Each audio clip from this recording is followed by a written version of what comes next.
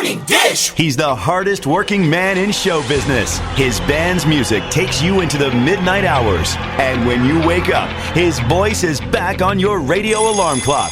How on earth did this happen? Well, Jeff saw me taking out the trash at the radio station. And he won another award. But this one is better. I'm your boogeyman. That's what I am. It's the Morning Dish with the 2019 Radio Personality of the Year winner, Stephen Phillips. You paying attention to this, Packy? And Murphy's own Sherry Raines. Yeah, you must have given horseback passes to the right guy, Stephen. Well, giddy up. And Packy Smith's Shetland pony is right alongside. You guys know these demo tapes don't just edit themselves together, right? Well, all right. 3 cheers for Stephen Phillips. Y'all need to help Stephen Phillips out over there. Out the door and off the radio. Here's Stephen Phillips. All right, folks, we're back with you. We got a world-class showman with us. He's not only vocalist, guitarist, but he has played with Bill Medley of the Righteous Brothers, Paul Revere and the Raiders, the Backstreet Boys, and Three Dog Night. And he's got a star on the Walk of Fame. Darren Dowler, how are you, brother?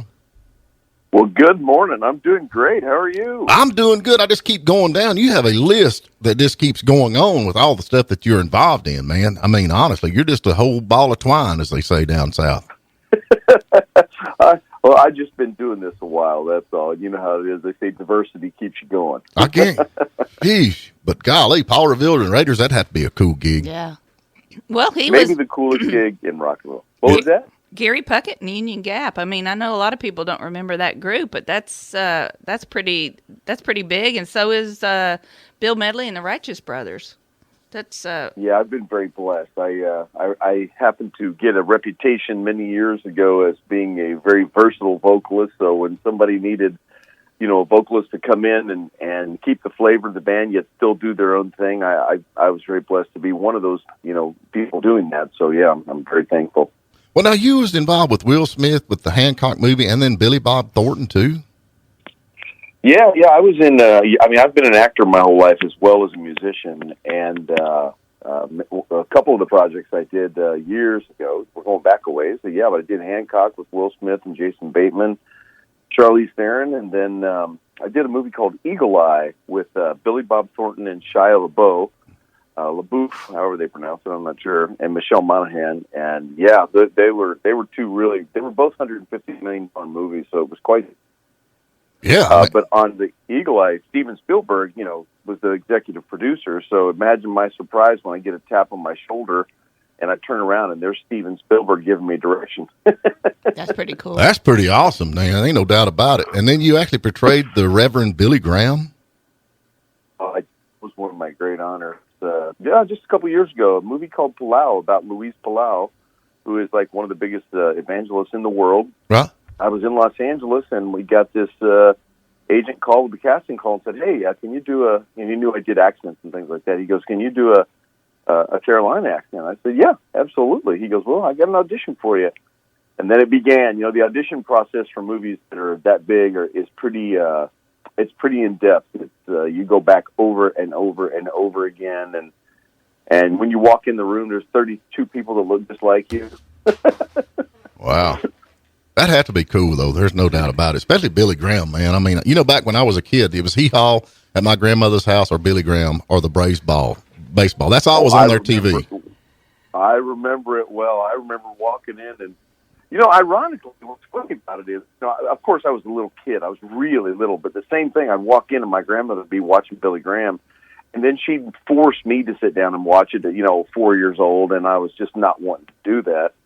And then when I got this role later in life, I had to research Billy Graham quite in depth, to get all of his inflections down and everything. So I started watching his sermons, and I'm a fan. I understand now why he was what he was, because he spoke the truth and he spoke to the heart. Yeah, no doubt. There's two different kinds of atheists in the world, or two different kind of people that actually believe in God. That's Christians and dead atheists. I say that all the time. That is right. Yeah. And dying atheist. Yeah. Yeah, there you go. Jeez. But now you got your own thing going in the movies too. The Rock and Roll, the movie, that's yours? That's on Netflix? Yeah, it's actually mine. It's actually on Prime. It's Right. on Amazon Prime, and it just got picked up by Fox for Tubi, so it's on Tubi TV, and it's on Google Play, Xbox, iTunes. It's a bunch of places. But yeah, that was that was the first movie I directed and produced, and I also starred in that one. And yeah, it's killing it right now. It's got killer reviews, and that was my very first movie. I filmed it a few years ago. And yeah, so Rock and Roll is a story about an 80s singer who never got a shot, and he gets a shot in today's music world. It's pretty funny. Wow. So now you said that's your first movie. What else you got going on? Well, I did two more. I did a movie called I did a movie with a contract with some filmmakers and studios out of China called Christmas in Hollywood. Then I did a faith-based movie called Grace of the Father, which hasn't come out yet. It's supposed to come out here in a few months. Yeah. And now I'm working on a project now. I've got a little concert run coming up, so I'll be, traveling a little bit. But I've got a new pilot that we're filming. Mm-hmm. It's a single episode pilot that we're going to present to Netflix, and it's a show called John Christian. It's about a bounty hunter, a real hardcore federal bounty hunter who finds out he's got a daughter, a 16-year-old daughter that he never heard of. So he's got a man who's never been married and he's been on the road with the most dangerous people in the world has to become a single father. Wow. Good grief. That sounds like a cool movie. I used to be in the repo business. I used to repossess cars, and then they tried to get me to start doing the bounty hunting thing. And I said, look, I don't mind getting the car out of the driveway, but there's no way I'm going in the house and getting some dude out of the bed. Ain't happening. Yeah. Amen. I'm with you. I want to do it in the movies only. Yeah. Well, you got a TV show too, though, right?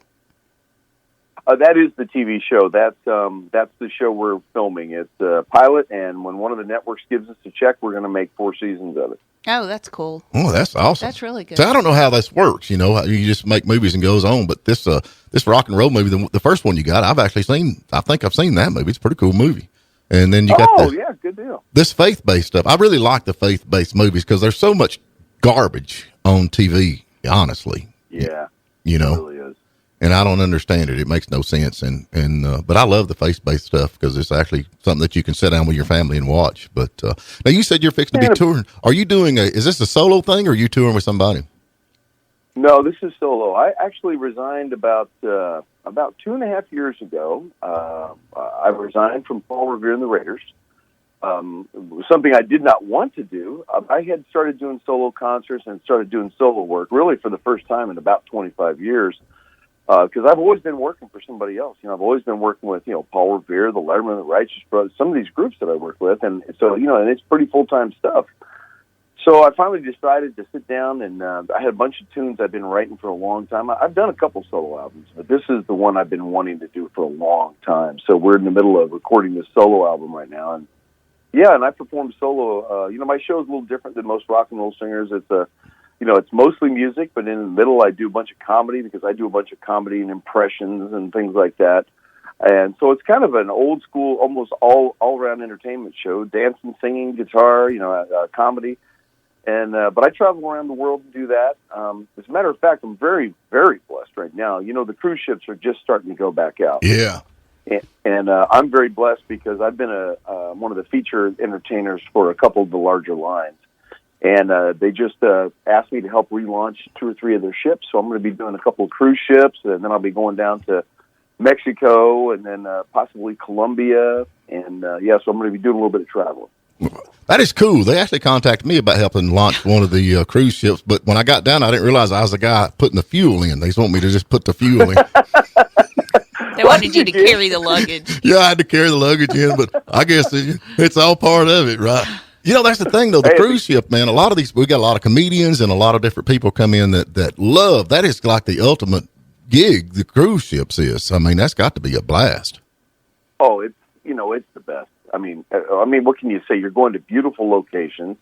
You're on a $1 billion ship. The theaters, the stages, and the sound system, and the lights are the best in the world. People who haven't been on a cruise don't understand that it's like doing a television concert every time you walk out there. You've got a 7 to 12 piece orchestra behind you, sometimes backup singers and percussionists. I mean, it's pretty incredible. Wow. Yeah, no doubt. I just think that'd be a blast. So, Darren, what do you do in your spare time? Oh, he writes books. He's got a book too. Okay. Well, that's one of the things I do when I'm on the road and I'm away from the family. I'll do a lot of writing. I write screenplays and I write novels. And my novel, The War of Angels, actually, we've just started actively shopping that in Hollywood to be a movie now. And so we're talking to producers. It's hard to find, though. It's a really big story about a clash between the angels of God and the angels of Satan on modern-day Earth. So it's going to be like Lord of the Rings, kind of big, and unless we find the right guy with the right ties to a studio, it's hard to finance. I can believe that.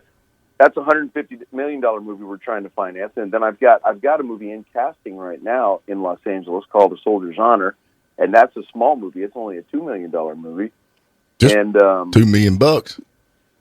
Yeah, to me that sounds like a lot of money because I'd love to have a $2 million wallet, but.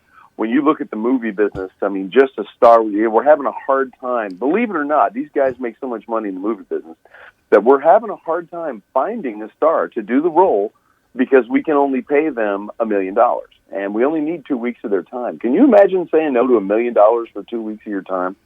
I would. Hey, I'm there, baby. I guarantee it.